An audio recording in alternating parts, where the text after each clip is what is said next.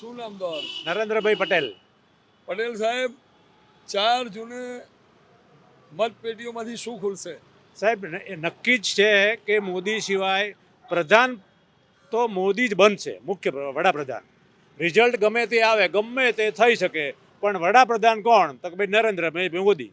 આ નરેન્દ્રભાઈ પટેલ જેમ બોલે છે ને એમ નરેન્દ્રભાઈ મોદી જ વડાપ્રધાન બનશે સાહેબ. એમાં કોઈ ડાઉટ જ નથી. તમે આ પ્રશ્ન જ ખોટો છે તમારો.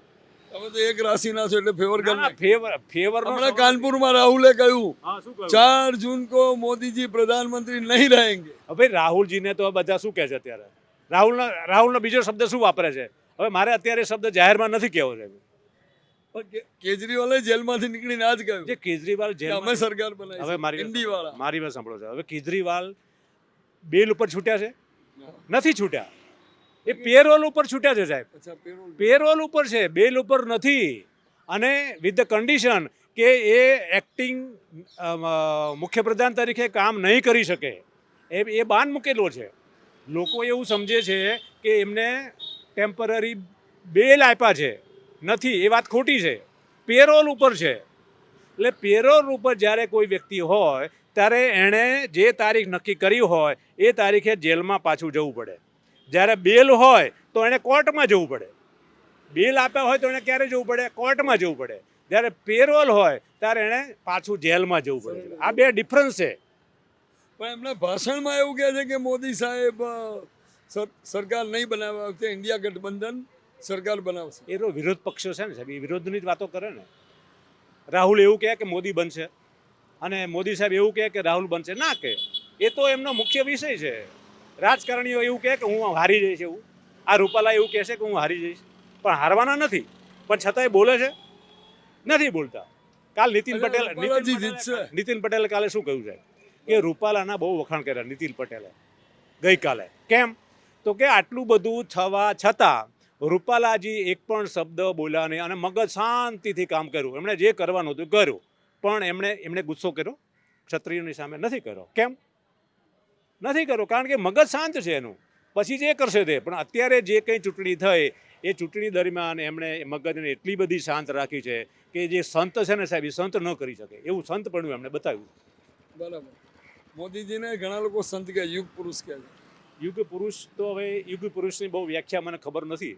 એટલે એ વિશે રામ મંદિર બનાવ્યું પછી કહે છે કે એ જ કરી શકે. 550 વર્ષમાં કોઈ નેતા આવ્યો નહીં. એ વાત સાચી છે કે રામ મંદિરને કોઈ અત્યાર સુધી યાદ જ નથી કર્યું. આ મોદીજીએ યાદ કરી અને યાદ કર્યા પછી એ પ્રમાણે કર્યું. ખાલી યાદ કરીને બેસી નથી ગયા, એમણે યાદ કરી અને કર્યું. એમાં સંતના ગુણો છે. સંત નથી પણ સંતના ગુણો 100% છે સાહેબ. પણ આપણા બધાના શુભેચ્છાઓ કંઈ લાગુ પડે છે? મને લાગે સીટો તો ઓછી આવવાની. સીટો સાહેબ 335ની આજુબાજુ આવશે. ભલે 400 તો નથી જ આવવાની. 400 નથી આવવાની, પણ 335ની આજુબાજુ 100% આવવાની છે. એટલે ગયે એનડીએની કે ભાજપની ટોટલ એનડીએ એટલે ભાજપની સાથે ગઠબંધન સાથે 330-35ની વચ્ચે સીટો આવશે સાહેબ. મને તમે યાદ કરજો આજે તારીખ અને આ સમય લખી રાખજો. 400 નહીં આવે એ પણ નક્કી જ છે. 400 નહીં આવે. હવે એમણે કરવા જેવા કામો શું શું છે સત્તામાં આવે તો? શું છે એમ શું બાકી છે?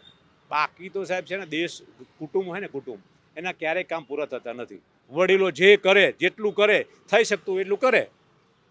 એટલે મોદીજીને જે કંઈ મોદીજીએ એવું કહ્યું છે. પણ કેજરીવાલ તો કહે છે કે સપ્ટેમ્બર મહિનામાં એમને 75 થાય છે એટલે એમની પોતાની પોલિસી અનુસાર એમને રિટાયર થવું પડશે. પણ એમાં અત્યારે છેલ્લા સ્ટેટમેન્ટો સાહેબ અમિતભાઈ શાહના અને ઘણા એવા આવ્યા છે કે એવી કોઈ અમારી પોલિસી નથી. નરેન્દ્ર મોદી રહેવાના છે. 75 વર્ષ મોદી હોય કે પછી યોગીજી હોય, પણ એ 75 વર્ષ એમના માટે લડવાના નથી. ઘણા લોકોને ગવર્મેન્ટ સર્વિસમાં શું કરે, રિટાયર્ડ થાય તો રિટાયર એક્સટેન્શન આપે. એ મોદીને આપશે એક્સટેન્શન તો હોય ને કોઈ પણ નિયમમાં.